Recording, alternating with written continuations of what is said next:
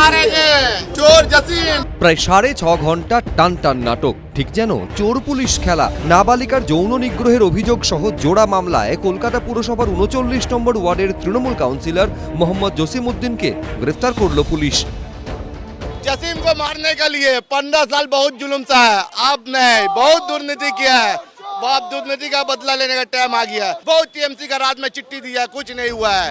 রবিবার ভোর 5:30টা কেন্দ্রীয় বাহিনীকে নিয়ে কলেজ স্ট্রিটে তৃণমূল কাউন্সিলর মোহাম্মদ জসিমউদ্দিনের বাড়ি ঘিরে ফেলল জোড়াসাঁকো থানা। 2023 সালে এক নাবালিকাকে নির্যাতনের মামলায় অভিযুক্ত হিসেবে নাম ছিল মোহাম্মদ জসিমউদ্দিনের। সেই মামলায় পুলিশের দেওয়া চার্জশিটেও নাম ছিল তার। অভিযোগ, সেই মামলা তুলে নেওয়ার জন্য সম্প্রতি চাপ দেওয়া হচ্ছিল নাবালিকাকে। এরই মধ্যে স্থানীয়দের একাংশের অভিযোগ, শনিবার অভিযোগকারিনী নাবালিকার পথ আটকে তাকে মারধর করেন তৃণমূল কাউন্সিলরের অনুগামীরা। অভিযোগ, শনিবার তৃণমূল কাউন্সিলরের অনুগামীরা এলাকায় তাণ্ডব চালায়। সিসি ক্যামেরার ফুটেজে ধরা পড়েছে সেই উত্তেজনার ছবি। वो लड़की जा रही थी, काउंसिलर का कुछ गुंडा लोग उसको डराया धमकाया केस उठाने का लेके, धकाने के बाद लड़की को मारा है। जसीम का कुछ गुंडा लोग है, पूरा मेरा देखा, पूरा घर का पास रोड में जितना कैमरा लगाया था सब कैमरा को तोड़ दिया।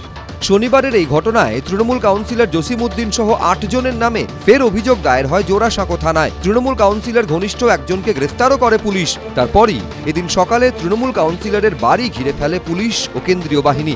শুরু হয় টান টান নাটক, অনেকক্ষণ বাইরে দাঁড়িয়ে থাকতে হয় পুলিশকে। পুলিশ সূত্রে দাবি, ভেতর থেকে কোলাপসিবল গেট আটকে বসেছিলেন তৃণমূল কাউন্সিলর। এই তার বাড়ি, সুবিশাল বাড়ি, বাড়ির ওপরে সুইমিং পুল রয়েছে।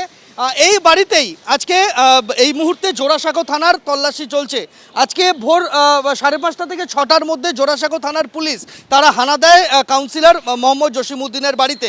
মোহাম্মদ জসিমউদ্দিন তৃণমূল কংগ্রেসের দুবারের কাউন্সিলর। তার বাড়ির সামনে তুমি দেখতে পাবে যে কেন্দ্রীয় আধা সামরিক বাহিনী গোটা এই ফুটপাত ঘিরে রেখে দিয়েছে।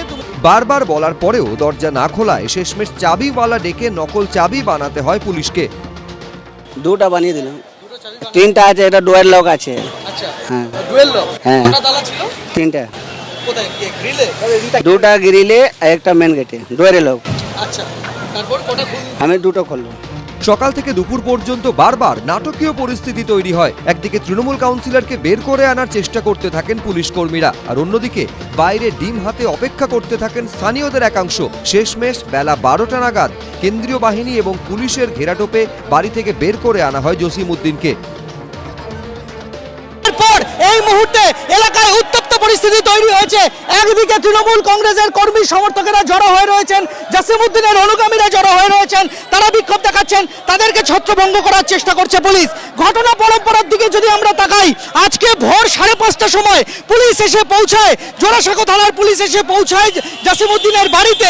কিন্তু দীর্ঘ প্রায় 5.5 ঘন্টার সময় জসিমউদ্দিন বাড়ির তালা খোলেননি।